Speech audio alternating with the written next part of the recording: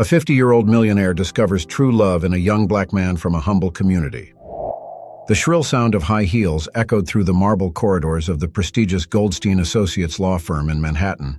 Victoria Hartwell, an imposing figure in her 50s, walked with the confidence of someone who has earned her place at the top. Her piercing blue eyes scrutinized every detail around her, while her perfectly groomed blonde hair swayed gently with each determined step. Victoria wasn't just the firm's senior partner. She was a force of nature in the New York legal world.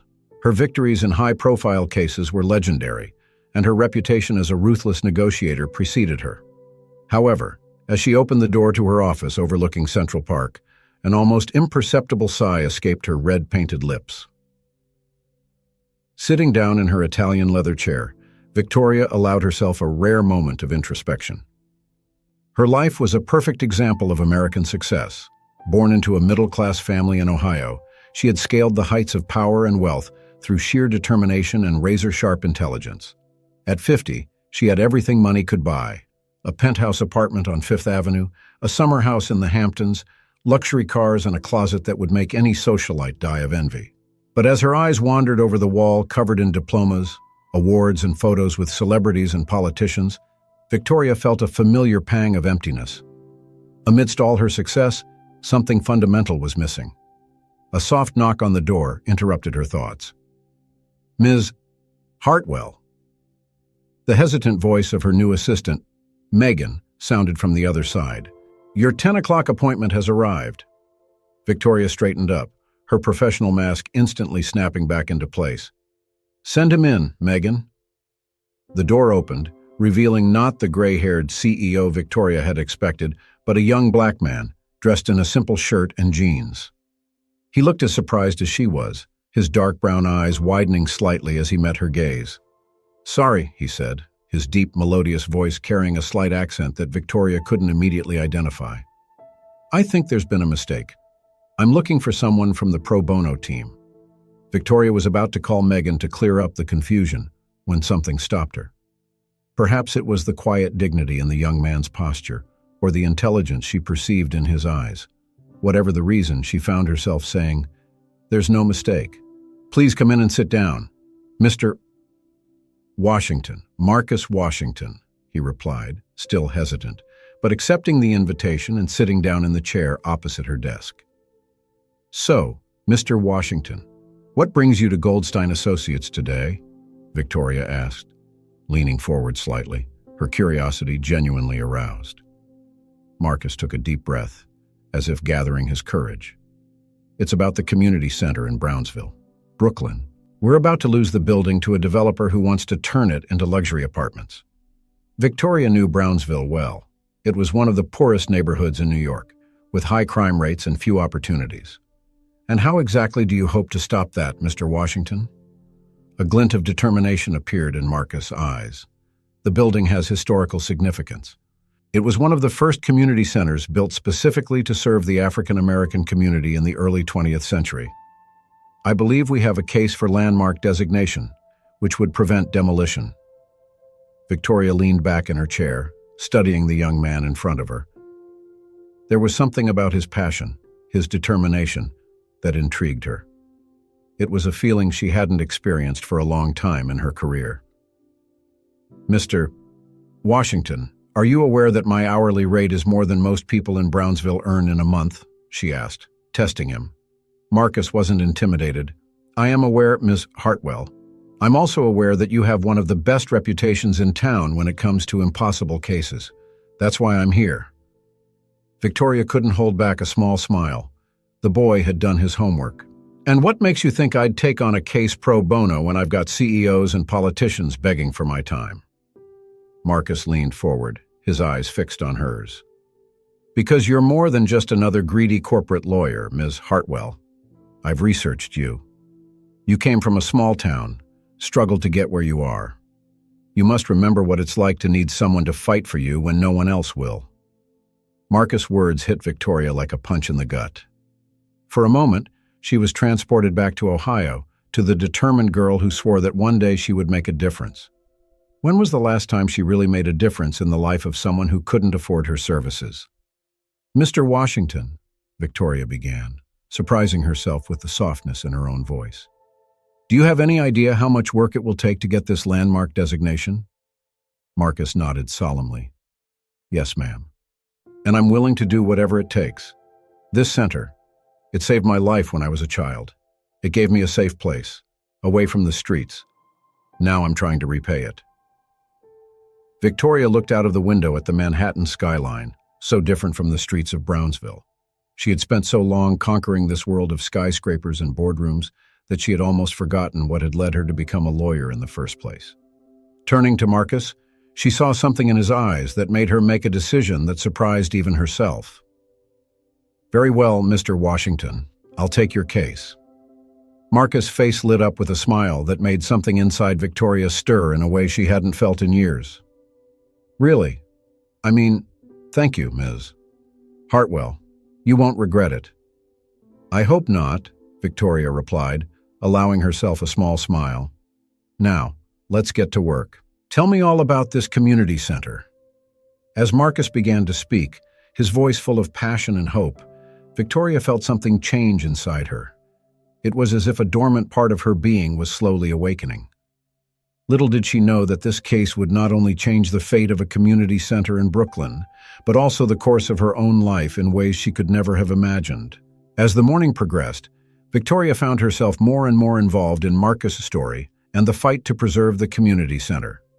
She listened attentively, taking detailed notes and occasionally interrupting with incisive questions that demonstrated her keen legal intellect.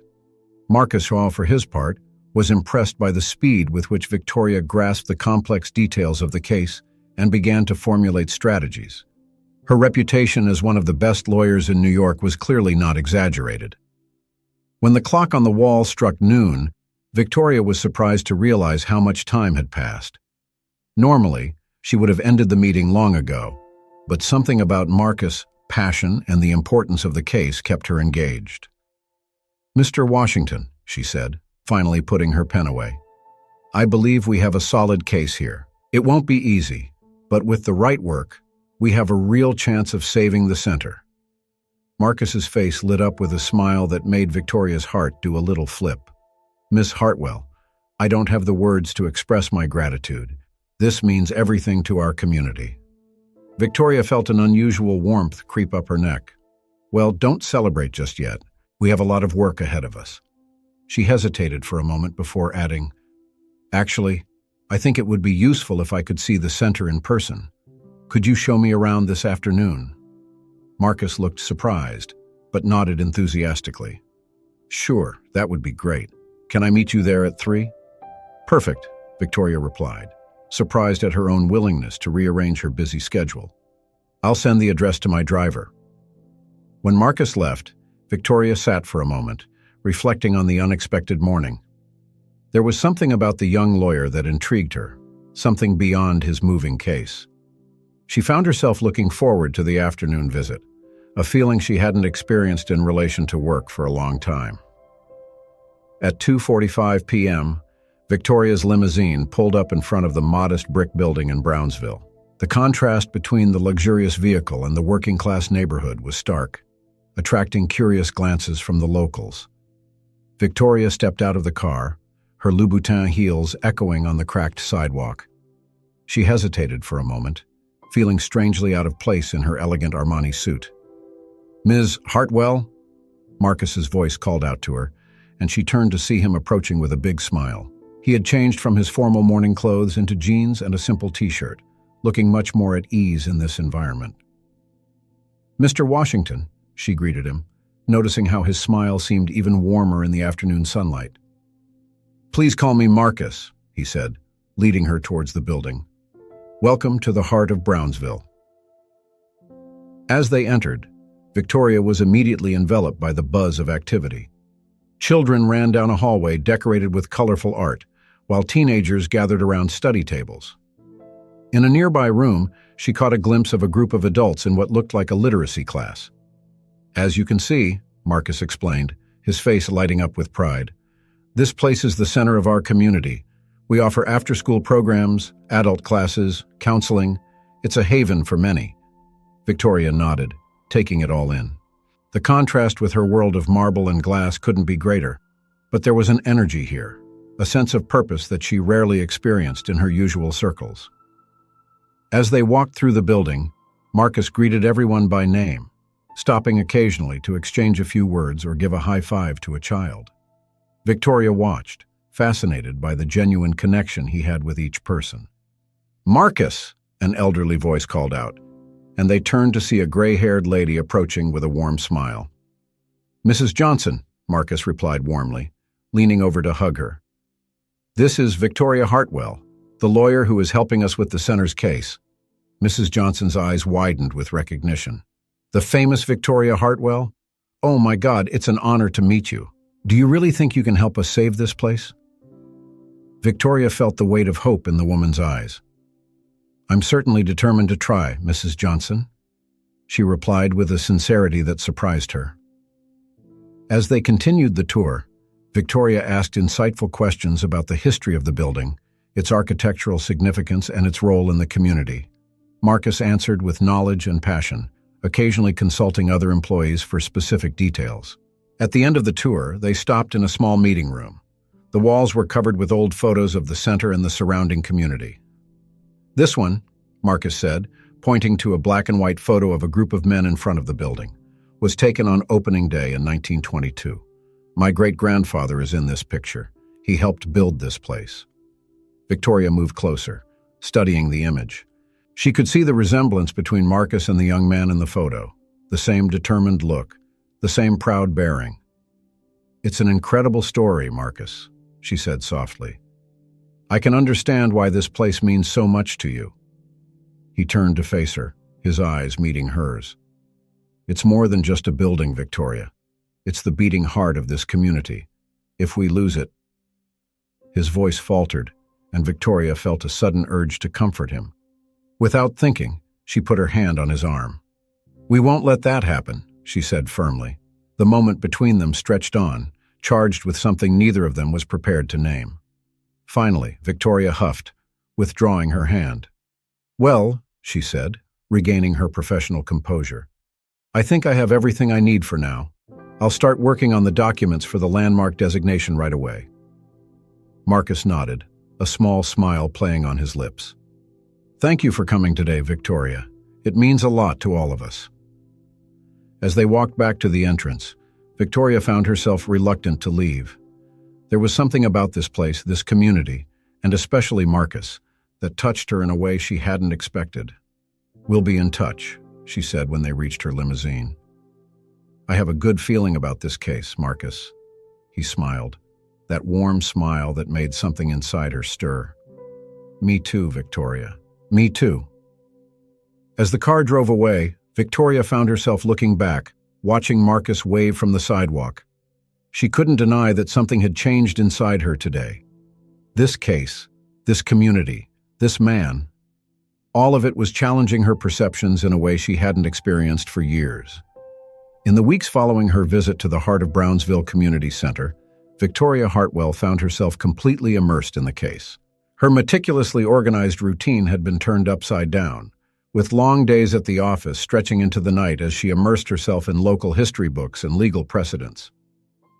On a particularly tense afternoon, Victoria was leaning over a pile of documents in her office, her eyes tired from reading fine print on papers yellowed by time. The sun was already setting over the Manhattan skyline, painting the sky with shades of orange and pink that she barely noticed. A soft knock on the door brought her out of her thoughts. "Come in," she called, expecting to see her assistant Megan with another cup of coffee. To her surprise, it was Marcus Washington who entered, carrying a cardboard box and a warm smile that immediately lit up the room. "Good evening, Victoria. I hope I'm not interrupting." Victoria felt an involuntary smile form on her lips. "Marcus, what a pleasant surprise. No, you're not interrupting. In fact, your visit is welcome." She stood up to greet him, noticing how perfectly at ease he looked in his simple but well-fitted suit. There was something about Marcus' presence that always seemed to bring a sense of calm and purpose to her often chaotic world. "I brought some documents I found in the center's archives," he explained, placing the box on her desk. I thought they might be useful for the case. Victoria nodded gratefully. Thank you, Marcus. That could make all the difference. She hesitated for a moment before adding, Since you're here, would you like to discuss some ideas I've had? Marcus' face lit up with genuine interest. Sure, I'd love to hear them. Victoria found herself animatedly explaining her legal strategies, the historical nuances she had discovered, and the arguments she planned to use. Marcus listened attentively, occasionally asking insightful questions or offering insights from the community's perspective. As they talked, Victoria noticed how easy it was to talk to Marcus. There was none of the tension or hidden agendas that she often encountered in their professional interactions. Here, there were just two people passionate about a cause, working together to make a difference. The hours passed without them noticing, and soon night had fallen completely over the city. It was only when Victoria's stomach rumbled audibly that they realized how much time had passed. Marcus laughed softly. Looks like someone needs dinner. Victoria felt her cheeks blush slightly. I guess so. I tend to forget to eat when I'm focused on a case. Well, we can't let our best lawyer go hungry, can we? Marcus said with a playful smile. How about we grab something to eat? I know a great Ethiopian restaurant not far from here. Victoria hesitated for a moment. Dinner with a client was not something she would normally do. But then again, nothing about this case was normal. You know what? That sounds wonderful. 20 minutes later, they were sitting at a cozy table in Desta, a small Ethiopian restaurant full of exotic aromas and soft music. Victoria watched, fascinated, as Marcus ordered in fluent Amharic, exchanging warm smiles with the waitress. I didn't know you spoke Amharic, she commented, impressed. Marcus shrugged modestly. My grandmother was from Ethiopia. She insisted that I learn the language and culture. As they waited for their food, the conversation flowed naturally, moving from the case to their personal lives. Victoria found herself sharing stories of her childhood in Ohio, her struggles to settle in New York, and the challenges of being a woman in the world of corporate law. Marcus, for his part, talked about growing up in Brownsville, about the hardships and joys of his community, and about his dream of one day opening his own law firm focused on social justice. When the food arrived, a colorful array of dishes served over injera, the traditional Ethiopian bread, Victoria found herself diving into the experience with enthusiasm. She laughed when Marcus taught her how to eat with her hands, appreciating the intimacy of sharing a meal in this way. So, Marcus said between mouthfuls, what does a successful lawyer like you do for fun? When she's not saving community centers, of course. Victoria hesitated, suddenly realizing how limited her social life had become in recent years. To be honest, I haven't done much besides work lately. I think I've lost the habit of having fun. Marcus's gaze softened with understanding. It's easy to lose yourself in work, especially when you're passionate about it. But it's important to find a balance. What about you? Victoria asked, curious. What do you do for fun? Marcus's face lit up. Oh, I play the saxophone in a small jazz club at weekends. It's my way of decompressing and connecting with something other than the law. Victoria imagined him on stage, lost in the music, and felt a wave of admiration. There were so many layers to Marcus, so many surprises.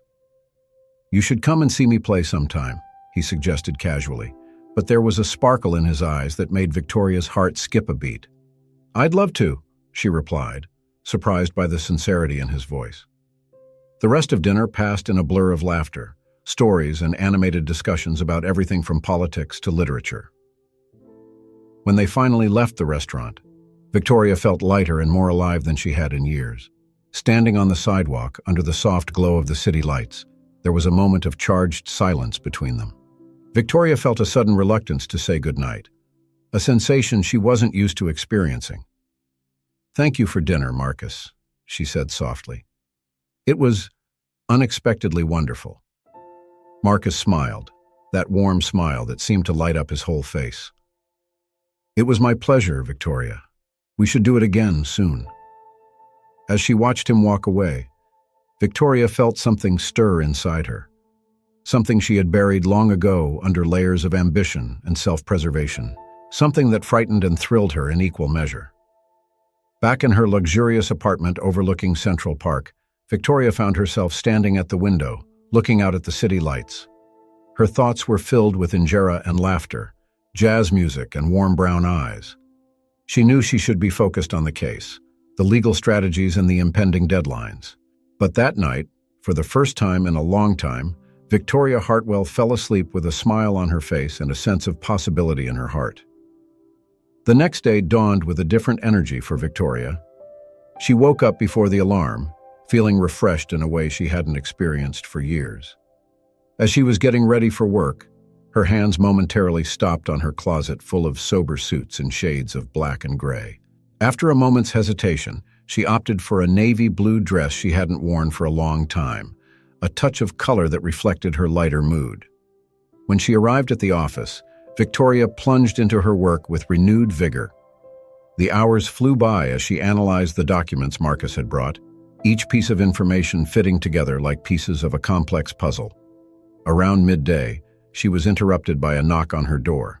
It was Megan, her assistant, looking slightly nervous. "Miss Hartwell," Megan began hesitantly, "Mr. Goldstein would like to see you in his office, right away." Victoria felt a twinge of apprehension.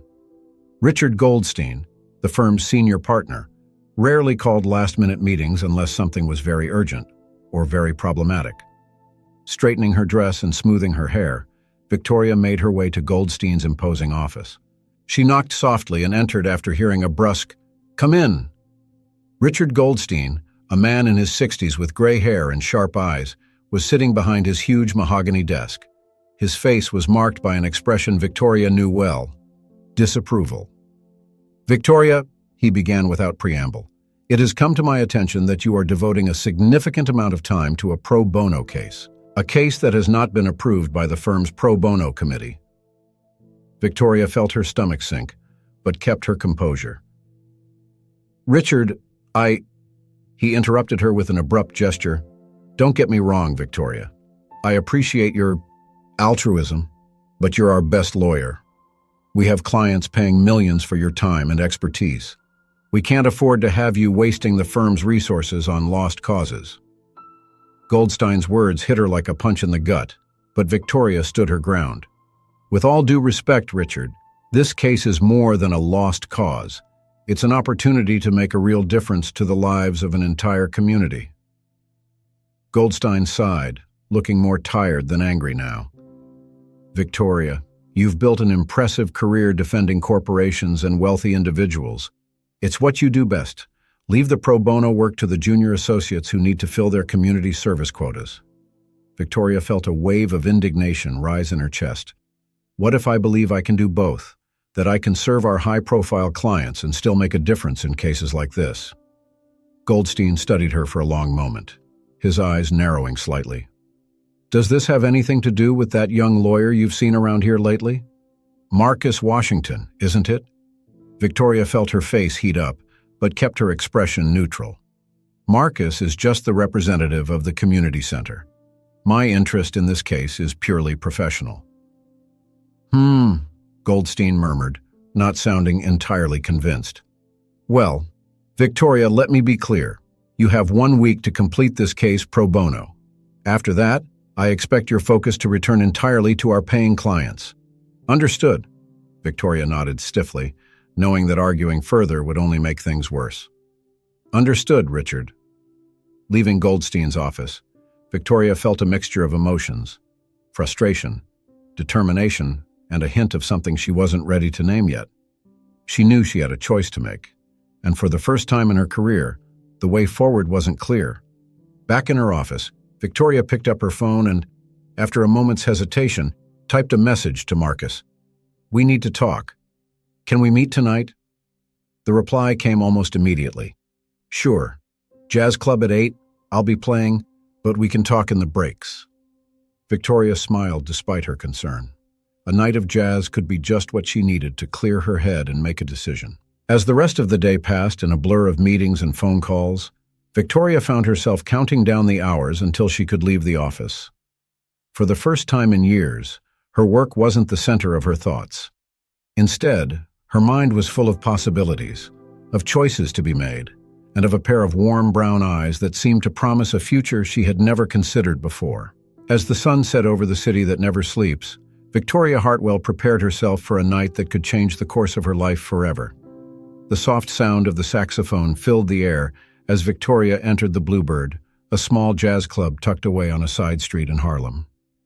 The atmosphere was intimate and welcoming, with low lights and dark wooden tables scattered around the space. On stage, Marcus was completely absorbed in his music. His eyes closed as his fingers danced deftly over the keys of his instrument. Victoria sat at a table near the stage, ordering a bourbon as she watched Marcus play. There was a passion in his performance that captivated her immediately.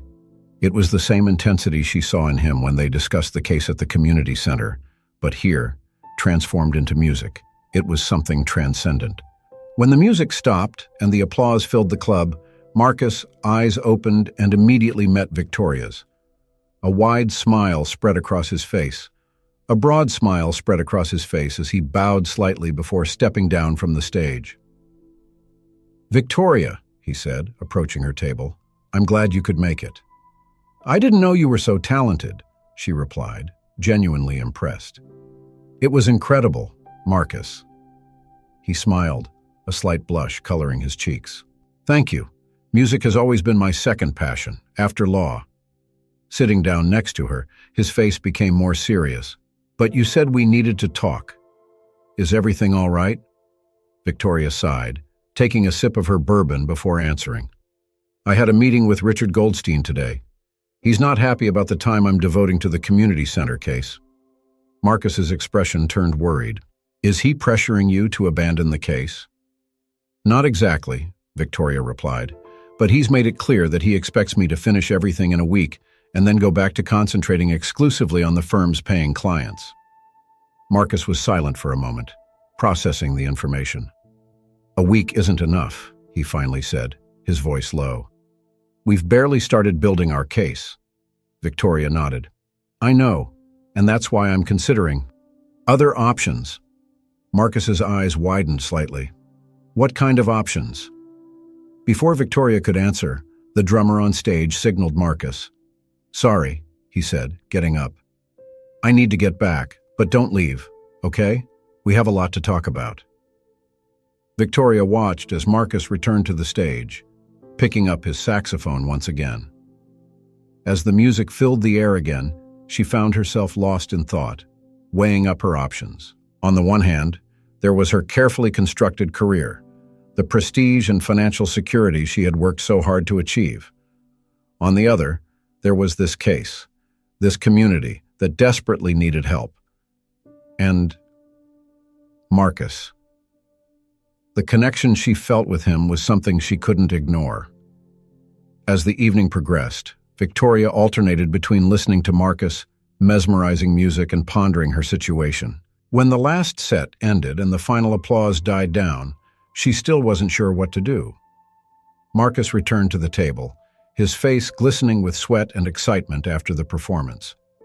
"So," he said, sitting down again, "you were saying about other options." Victoria took a deep breath. "Marcus, I'm considering leaving the firm." Marcus's eyebrows rose in surprise. "Victoria, wow. Are you sure? I mean, I know how much your career means to you." "It means a lot," she agreed.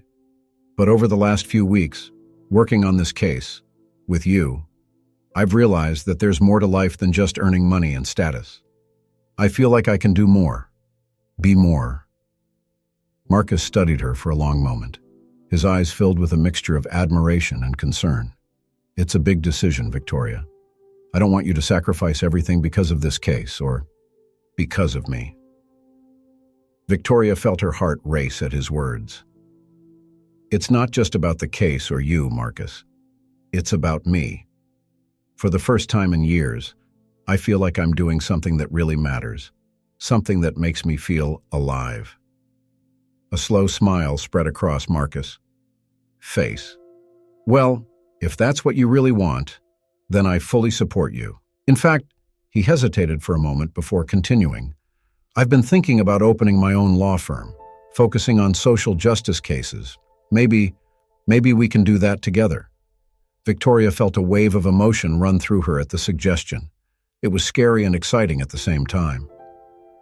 "That's quite an idea, Marcus. Let me think about it, okay?" He nodded, understanding. "Of course, there's no rush. In the meantime, we have a community center to save, right?" Victoria smiled, feeling lighter than she had in years. "Right, let's do it." They spent the next few hours discussing strategies for the case, the jazz music in the background creating an atmosphere of intimacy and possibilities. When they finally left the club, the New York night was alive around them, the city lights shining like stars. Standing on the sidewalk, there was a moment of hesitation between them. Victoria felt the electricity in the air, the attraction that had been growing between them over the last few weeks coming to a head. Marcus stepped forward, his eyes fixed on hers. "Victoria," he said softly. Before he could finish, Victoria closed the distance between them, pressing her lips to his in a passionate kiss. For a moment, the world around them disappeared, and there was just the two of them, united in that perfect moment.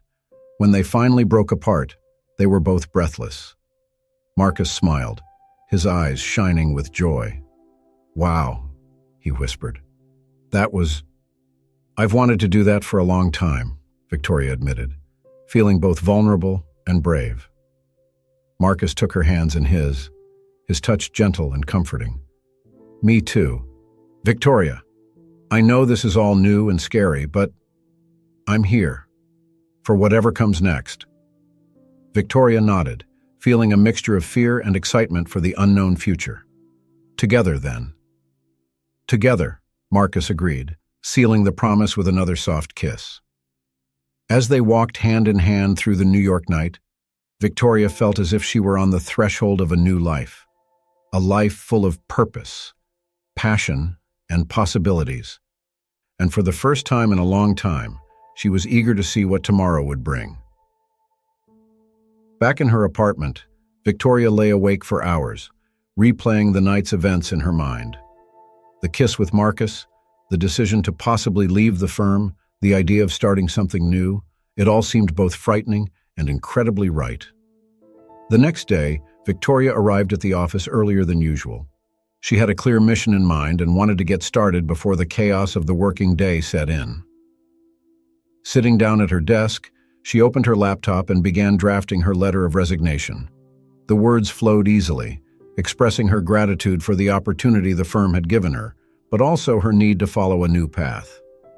She was so absorbed in her task that she didn't notice the passage of time until she heard a knock on her door. Looking up, she saw Megan, her assistant, standing in the doorway with a worried expression. "Miss Hartwell," Megan said hesitantly, "Mr. Goldstein wants to see you in his office. He seems agitated." Victoria felt her stomach sink. Had Goldstein somehow found out about her intentions to leave the firm? Taking a deep breath to calm herself, she stood up. "Thanks, Megan. Tell him I'll be there in a minute." Taking the familiar route to Goldstein's office, Victoria tried to mentally prepare herself for what could be a difficult conversation. When she entered, she found not only Goldstein, but also two other senior partners from the firm. "Victoria, sit down," Goldstein said, his tone serious. "We have an urgent matter to discuss." As she sat down, Victoria noticed a thick folder on Goldstein's desk. Her heart raced when she recognized the logo on the cover. It was from Blackstone Development, one of the largest real estate developers in the city. "We've just received a proposal from Blackstone," Goldstein began. "They want us to be their exclusive representatives on a major urban revitalization project. It's a multi-million-dollar contract." Victoria nodded slowly, not fully understanding why this required an emergency meeting with her. Goldstein continued. "The project involves the acquisition and redevelopment of several properties in Brownsville, Brooklyn, including," he paused significantly, "a certain community center." Victoria's blood ran cold in her veins. She immediately understood what this meant. "Victoria," one of the other partners intervened, "we know you've been working on a pro bono case related to that center. But this contract with Blackstone, it's an opportunity we can't refuse." "We're asking you to drop the pro bono case," Goldstein said directly. In fact, we're demanding it. Blackstone has specifically requested that you lead their legal team on this project. Victoria felt as if the ground had disappeared beneath her feet. Everything she had fought for over the last few weeks, everything she had discovered about herself, and now this. I need some time to think about it, she finally managed to say. Goldstein frowned. There's not much to think about, Victoria. This is the opportunity of your career, the kind of case that makes partners become names on the door. Victoria stood up abruptly, feeling stifled. Sorry, I need some air. Can I give you my answer tomorrow? Without waiting for an answer, she quickly left the office, her heart pounding in her chest. In the hallway, she picked up her phone and typed a quick message to Marcus. Emergency. We need to talk. Meet me in the park in 30 minutes. As she stepped out of the office into the fresh New York morning air, Victoria knew she was about to make the most important decision of her life, and for the first time, she had no idea what the outcome would be. Central Park was quiet that Tuesday morning, with only a few early morning joggers and people walking their dogs. Victoria walked quickly along the paved path, her mind a whirlwind of conflicting thoughts. She barely noticed the beauty of the park around her, the trees swaying gently in the breeze, the morning sun sparkling on the lake. Spotting Marcus sitting on a bench near the Bethesda fountain, Victoria felt a wave of contradictory emotions, relief at seeing him, anxiety about what he had to say, and a deep affection that seemed to grow with each passing day. Victoria, Marcus said, standing up as he saw her approach. His face was marked by concern. What happened? You look devastated, Victoria added, dropping onto the bench next to him. Because that's how I feel. Marcus sat down again, turning to face her. Tell me what's going on. Victoria took a deep breath, trying to organize her thoughts. The firm has received a proposal from Blackstone Development, a multi-million-dollar contract for an urban revitalization project in Brownsville. Marcus' eyes widened with comprehension. The community center, Victoria nodded sadly. It's included in the project. They want me to lead the legal team, Marcus. They want me to abandon our case and essentially destroy everything we're fighting for. A heavy silence fell between them. Victoria watched the emotions pass across Marcus. Face, shock, anger, disappointment, and, finally, a quiet determination. What are you going to do? He asked quietly. Victoria felt tears forming in her eyes. I don't know, Marcus. This opportunity is the kind of thing that lawyers like me dream of all their lives. I could solidify my career, become a senior partner. But at the cost of an entire community, Marcus added softly. Victoria nodded, feeling torn. I know, and that's why I'm so confused. A few weeks ago, I wouldn't have hesitated to take on this case. But now, she looked at Marcus, seeing the compassion in his eyes. Now I know the people who will be affected. I know you, and I can't just ignore it. Marcus took her hands in his touch gentle and comforting. Victoria, I can't make this decision for you, but I want you to know that, whatever you decide, I understand how difficult this is for you. Victoria felt a wave of gratitude for his understanding. How can you be so calm about this? I could potentially destroy everything you've worked for. Marcus smiled sadly. Because I know you, Victoria. I know your heart, and I know that, no matter what you decide, it will be the right decision for you. His words touched Victoria deeply. She leaned forward, resting her forehead against his. I don't deserve you, Marcus Washington. He laughed softly. On the contrary, Victoria Hartwell, you deserve the world. They stayed like that for a moment, finding comfort in each other's presence. Finally, Victoria pulled away, a new determination in her eyes. I need to investigate this Blackstone project further, she said. Maybe there's a way to save the community center, even if I take the case. Marcus nodded, a glimmer of hope in his eyes. What if there's something not right with the project? Something we can use to stop it legally? Victoria felt a spark of excitement at the idea. Exactly. It wouldn't be the first time a big developer has tried to cut corners or ignore regulations. So that's what we're going to do, Marcus said, his tone firm. "We're going to investigate. We're going to find a way to save the center and expose any wrongdoing that Blackstone might be committing." Victoria felt a smile form on her lips for the first time since she had received the news. "You said let's go." Marcus smiled back, squeezing her hands. "Yes, I did. We're in this together, remember?"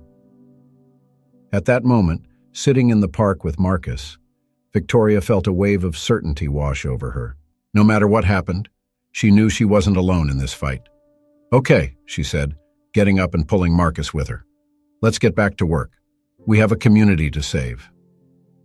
They left the park hand in hand, determined and united in their purpose. Victoria knew that the days ahead would be challenging, but with Marcus by her side, she felt ready to face any obstacle. Back at the office, Victoria plunged into her investigation with renewed intensity. She spent hours examining every detail of Blackstone's project, looking for any irregularities or loopholes that could be exploited. Meanwhile, Marcus was mobilizing the community in Brownsville. He organized meetings, collected testimonials, and documented the historical and cultural importance of the community center. His energy and dedication were contagious, inspiring everyone around him. Days turned into weeks, and Victoria found herself balancing a double life. During the day, she attended meetings with Blackstone, feigning enthusiasm for the project while secretly looking for flaws. In the evenings, she met with Marcus, sharing discoveries and planning her strategy. It was during one of these working evenings, while they were going over documents in their apartment, that Victoria made a crucial discovery. "Marcus, look at this," she said, pointing to a clause in one of the contracts. "Blackstone is planning to use federal funds earmarked for the revitalization of low-income areas to finance part of the project." Marcus frowned, leaning over to read, "But their project doesn't benefit the existing community. In fact, it will displace it." Victoria nodded, feeling the rush of discovery. "Exactly. That's a direct violation of the federal guidelines for the use of these funds. We can use that." Marcus' eyes sparkled with hope. "This could be what we need to stop the whole project."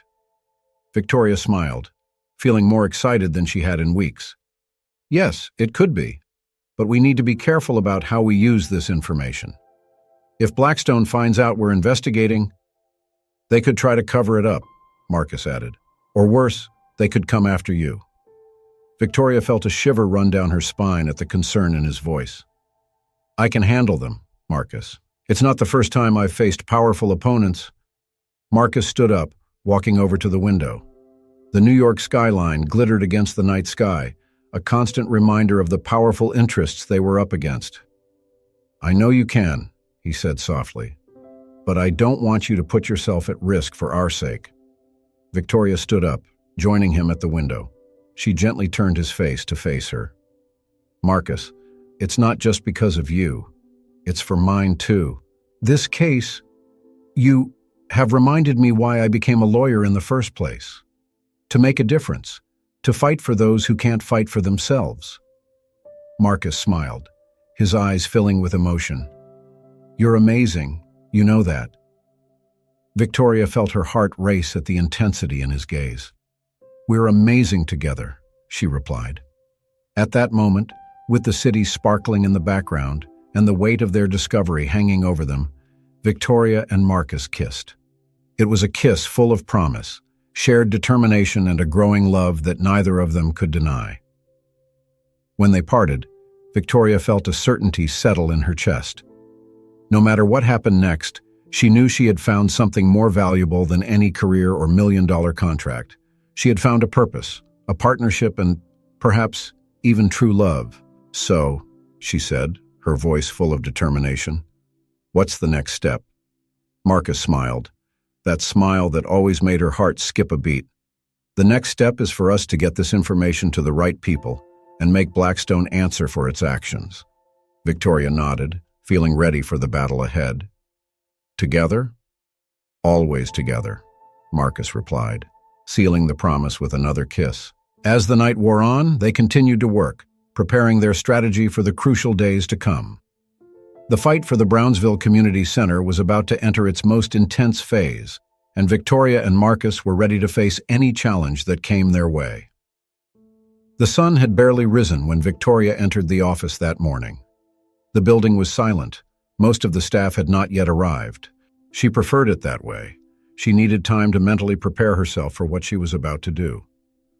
Sitting at her desk, Victoria reviewed for the last time the documents she and Marcus had gathered. The evidence was clear.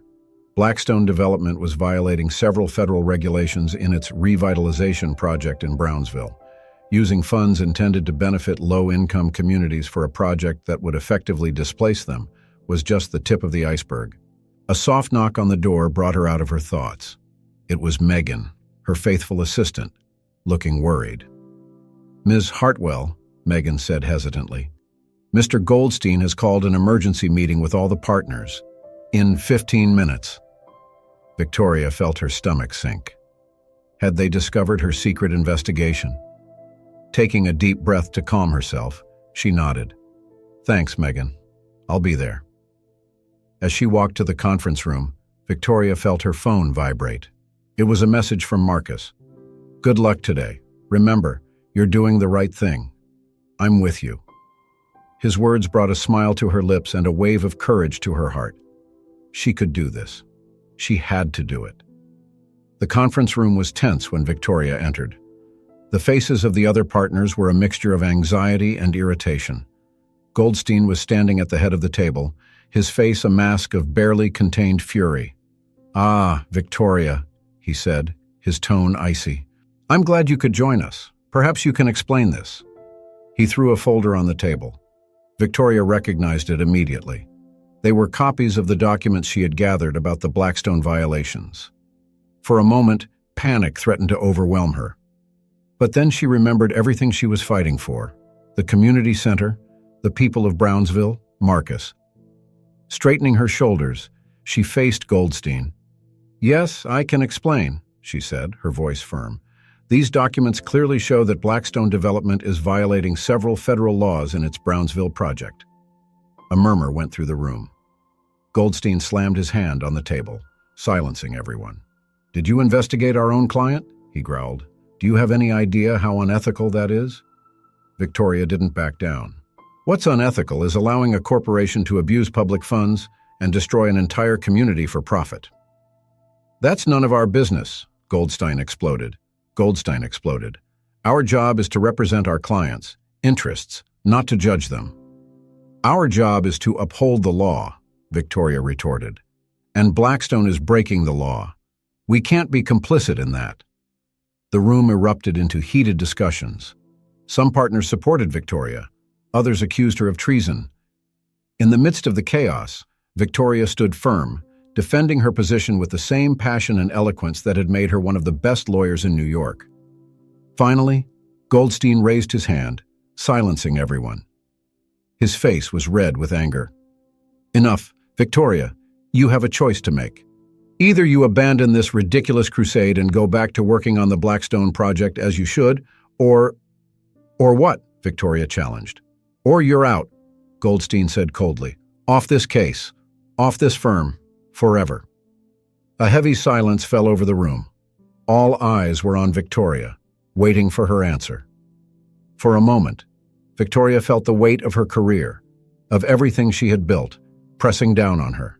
Then she thought of Marcus, the community center, the people whose lives would be affected by her decision.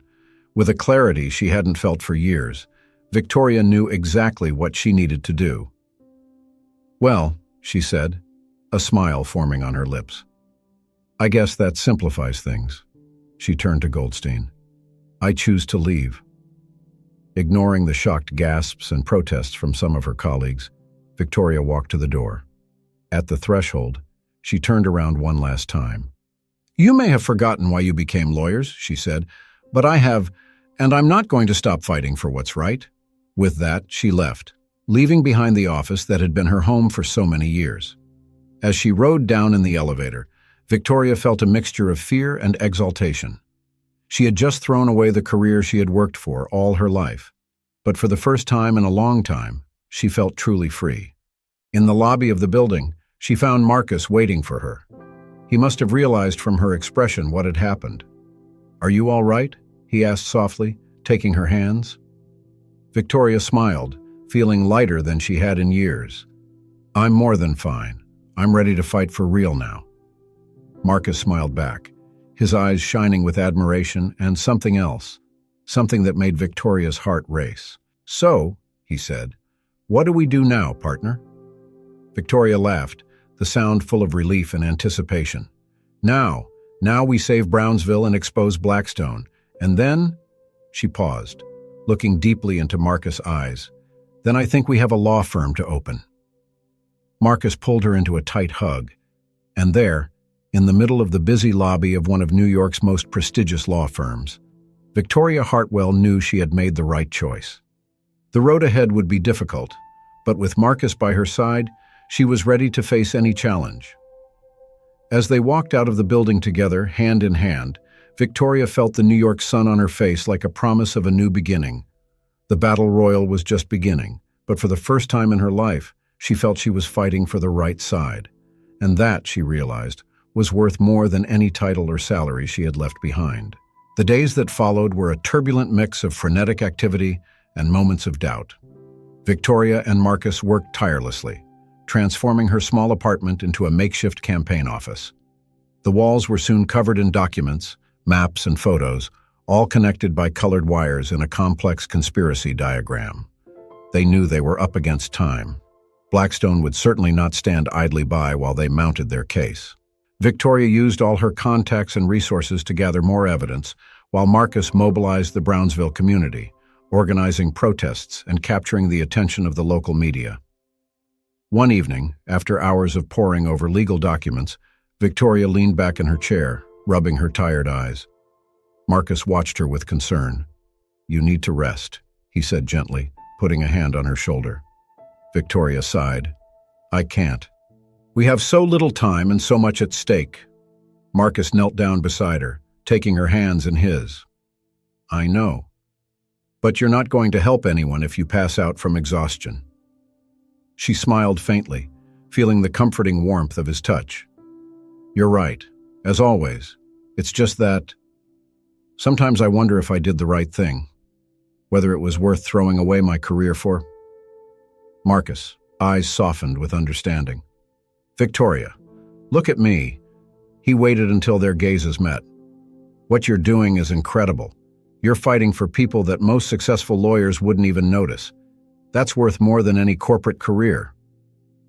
His words touched something deep inside her. Victoria felt tears forming in her eyes. How come you always know what to say? Marcus smiled, that warm smile that always made her heart leap. Because I know you, Victoria Hartwell. I know your heart. At that moment, looking into Marcus' eyes, Victoria felt all her doubts dissipate.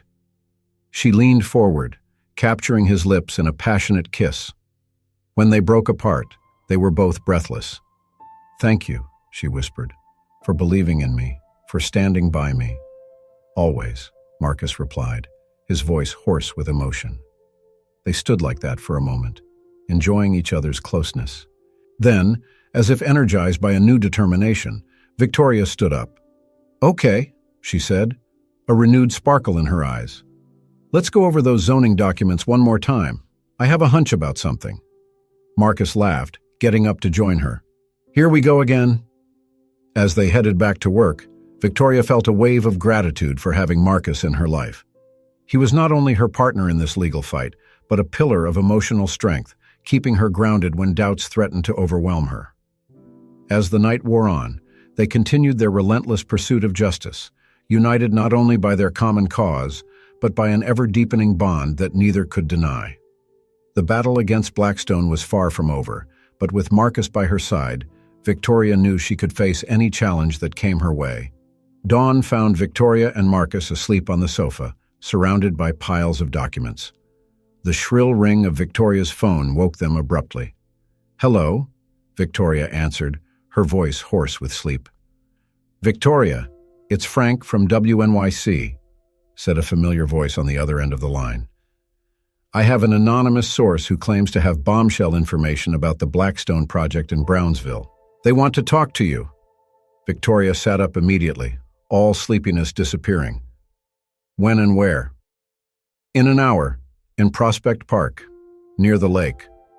I'll be there, Victoria replied, hanging up the phone. Marcus, now fully awake, looked at her expectantly.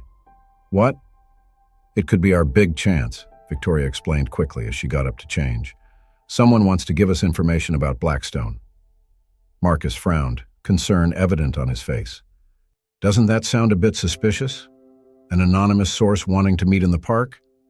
Victoria paused, considering. You're right, it could be a trap.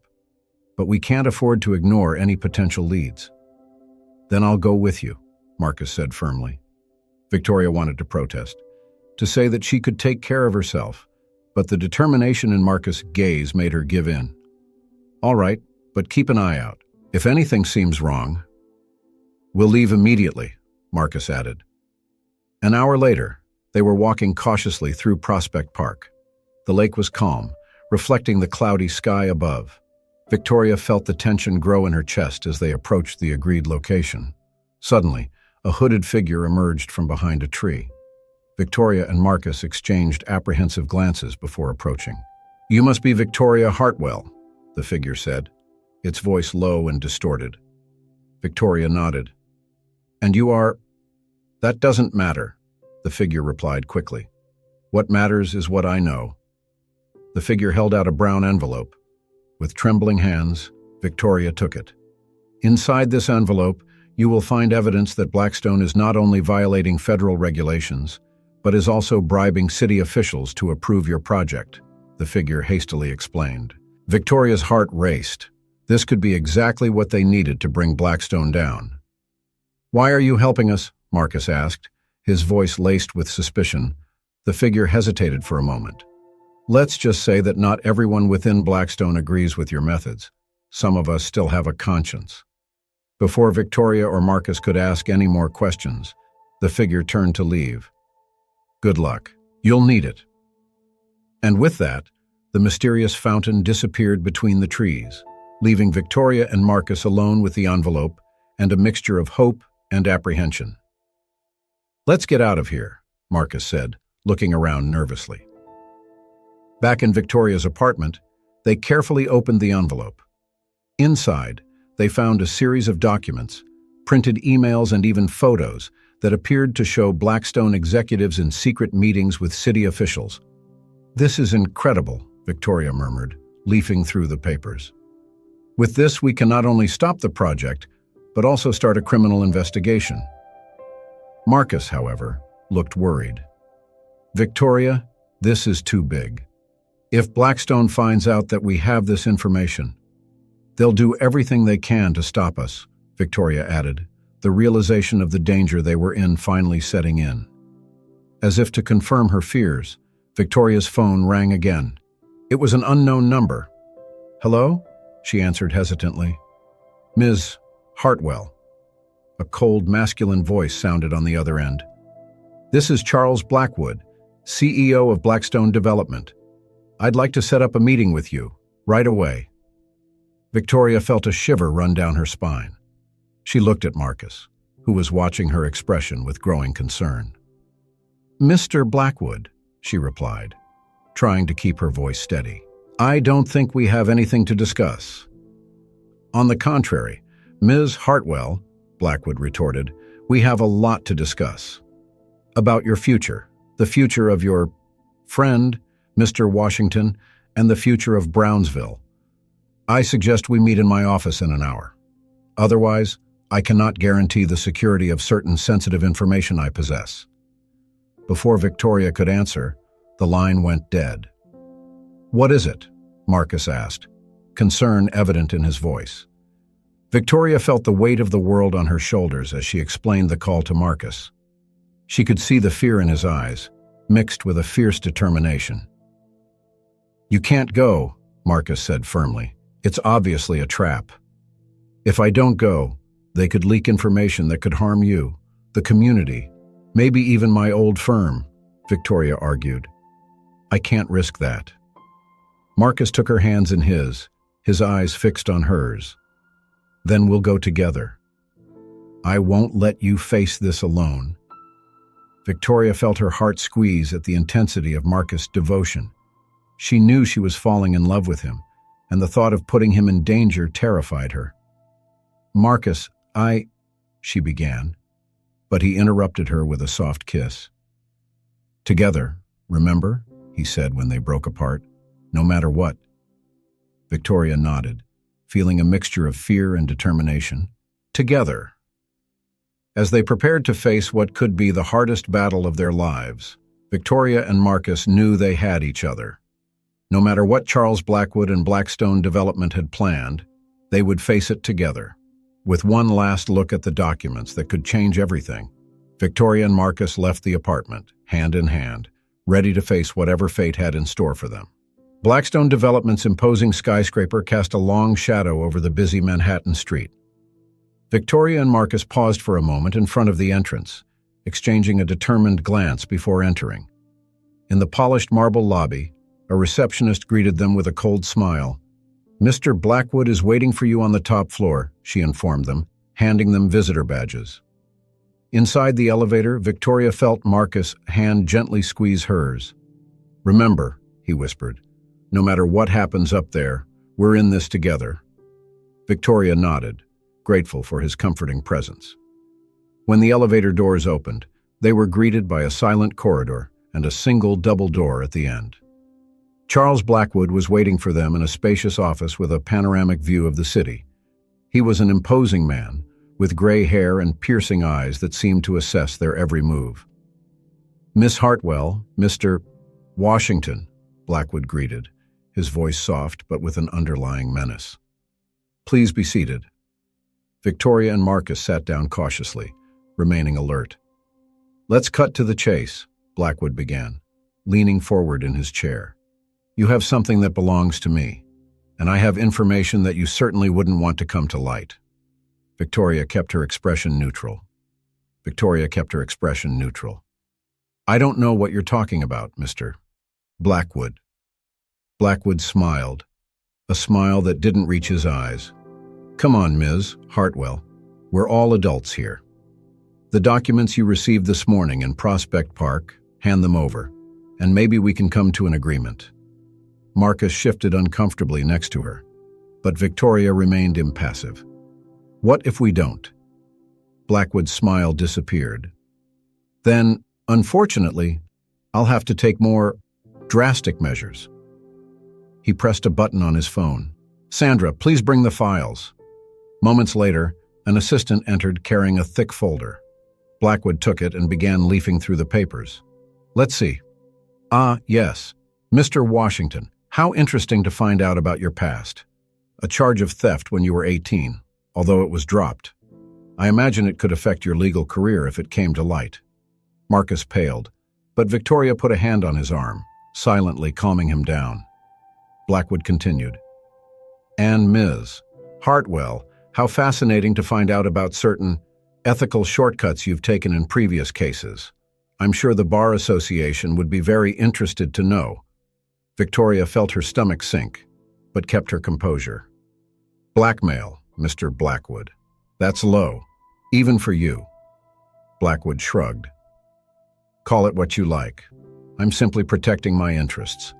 Now, the documents, please." Victoria looked at Marcus, seeing the determination in his eyes. At that moment, she knew what she had to do. "No," she said simply. Blackwood blinked, surprised. "Excuse me?" "I said no," Victoria repeated, standing up. "You can try to blackmail us, threaten us, but we won't back down. What you're doing in Brownsville is wrong, and we're going to expose it, no matter the personal cost." Marcus stood up beside her, his presence a source of strength. "We're not afraid of you, Blackwood. The truth will come out, with or without your cooperation." Blackwood stared at them for a long moment, his face a mask of restrained fury. Then, slowly, he began to laugh. "Do you really think you can defeat me?" he sneered. "I have money, power, connections. You have nothing." "We have the truth," Victoria retorted, "and the truth always finds a way." With that, she and Marcus turned to leave. But before they could reach the door, Blackwood's voice stopped them. "Wait," he said, his tone changing. Maybe we can come to an agreement." Victoria and Marcus exchanged surprised glances before turning to Blackwood.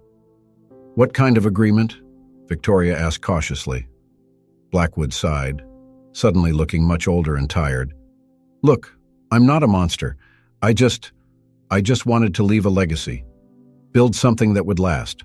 But maybe I lost my way along the way." He stood up, walking over to the window. What if we redesigned the project, kept the community center, built affordable housing alongside the luxury apartments, a real revitalization that benefits everyone?" Victoria and Marcus were momentarily speechless, shocked by the sudden change. "Why would we do that now?" Marcus asked, still suspicious. Blackwood turned to face them. "Because you've reminded me why I got into this business in the first place. To build, not to destroy. And because you're right. The truth always finds a way, and I prefer to be on the right side of history." Victoria studied Blackwood's face, looking for signs of deception. But all she saw was genuine weariness and, perhaps, a glimmer of regret. "If you're serious," she said slowly, "then maybe we can work together. But with full transparency and community involvement." Blackwood nodded. "I agree. Let's redo this project, from scratch if necessary. We'll do it right this time." As they discussed the preliminary details of a new agreement, Victoria felt a wave of emotions wash over her, relief, hope, and a sense of triumph she could hardly believe. Hours later, when they finally left the Blackstone building, the sun was setting over the city. Victoria and Marcus stood on the sidewalk, still processing everything that had happened. "We did it," Marcus said quietly, an incredulous smile spreading across his face. Victoria turned to him, feeling her heart overflow with emotion. "We did it," she agreed. "And we couldn't have done it without you, Marcus. You changed everything. My life, this city, everything." Marcus pulled her close, his eyes shining with love and admiration. "We changed everything, Victoria. Together." As they kissed, there on the busy Manhattan sidewalk, with the setting sun painting the sky in shades of gold and pink, Victoria knew that her life would never be the same. She had found her purpose, her partner, and a new beginning that promised more than she had ever dreamed of. The future was uncertain, but with Marcus by her side and the determination to make a difference in her heart, Victoria was ready to face any challenge that came her way. The fight for the Brownsville Community Center had only been the beginning. Now, the real work of transforming the town and their own lives was just beginning. The morning sun bathed the streets of Brownsville in golden light as a lively crowd gathered in front of the heart of Brownsville Community Center. Colorful banners and balloons decorated the building's newly renovated facade, and the air was filled with anticipation and celebration. Victoria Hartwell adjusted her navy blue blazer, feeling a mixture of nervousness and excitement. Next to her, Marcus Washington smiled reassuringly, taking her hand and giving it a gentle squeeze. "Ready for this?" he asked softly. Victoria nodded, returning the smile. "More than ready." Together, they walked up the steps to the small stage set up in front of the center. The crowd applauded as they took their seats, along with Charles Blackwood and several community leaders. Marcus approached the microphone, his voice ringing out clear and strong. "Good morning, everyone. Welcome to the grand reopening of the Heart of Brownsville Community Center." The applause grew louder, and Victoria felt her heart fill with pride as she saw the smiling faces in the crowd. Faces she now knew by name, families, children, the elderly, all those whose struggle she had embraced as her own. Marcus continued, "A year ago, we were here fighting to save this center. Today, we're celebrating not just its preservation, but its revitalization and expansion." He gestured towards the building behind them. Thanks to the partnership between our community and Blackstone Development, the Heart of Brownsville now has state-of-the-art facilities for education, health, and cultural programs. And next to it, we have new affordable housing that ensures our community can grow and thrive together. Victoria watched Charles Blackwood wave humbly to the crowd. The man had surprised everyone over the last few months by keeping his word and working tirelessly to redesign the project in a way that would truly benefit the community. Marcus paused, his eyes meeting Victoria's. But none of this would have been possible without the courage and determination of an extraordinary woman. Someone who risked everything, her career, her reputation, her safety, to fight for what is right. He held out his hand to Victoria, inviting her to join him at the microphone. "Ladies and gentlemen, please welcome my partner, my inspiration and the love of my life, Victoria Hartwell." Victoria's heart leapt at Marcus' words. They had kept their relationship relatively low-key for the past year, focused on their work. But now, in front of the whole community, he was declaring his love openly. With tears in her eyes, Victoria approached the microphone. "Thank you, Marcus. And thank you all," she said, her voice breaking with emotion. "A year ago, I was a corporate lawyer focused only on winning cases and making money. But you, this community, this fight, have reminded me of why I became a lawyer in the first place." She paused, looking at the faces in the crowd. "To make a difference, to give a voice to the voiceless, to fight for what's right, no matter the cost." Victoria took Marcus' hand, intertwining their fingers. "And in the process, I found not only a renewed purpose, but also a partner, a love that makes me want to be a better person every day." She turned to face Marcus, momentarily ignoring the crowd. "Marcus Washington, you've changed my life in ways I could never have imagined. And I want to spend the rest of my days repaying that love and fighting alongside you for a better world." To everyone's surprise, including Marcus, Victoria knelt down, pulling a small velvet box out of her blazer pocket. "Marcus," she said, her voice trembling slightly, "would you do me the honor of marrying me?" A stunned silence fell over the crowd, followed by shouts of joy as Marcus, with tears in his eyes, pulled Victoria up and kissed her passionately. "Yes," he whispered against her lips, "1,000 times yes." The crowd erupted in applause and cheers as Victoria slipped the ring onto Marcus' finger. Charles Blackwood was the first to approach to congratulate them, followed by a wave of hugs and congratulations from members of the community. Later, as the celebration continued around them, Victoria and Marcus found a moment of tranquility on the steps of the community center. "So," Marcus said, still smiling broadly, "what happens now?" Victoria looked at the ring gleaming on Marcus' finger, then at the revitalized community center and the new housing next door. Finally, her eyes settled on the face of the man she loved. "Now," she said, "we keep fighting, we keep building, we keep loving." Marcus nodded, pulling her close. "Together?" Victoria smiled, feeling truly at home for the first time in her life. Always together. As the sun began to set over Brownsville, painting the sky in shades of orange and pink, Victoria Hartwell knew she had found her happy ending. But more than that, she had found a new beginning. A beginning filled with purpose, love, and the promise of a bright future. And so, with Marcus by her side and an entire community supporting them, Victoria was ready to face whatever challenges the future might bring. Because now she knew that, together, they could change the world, one case at a time.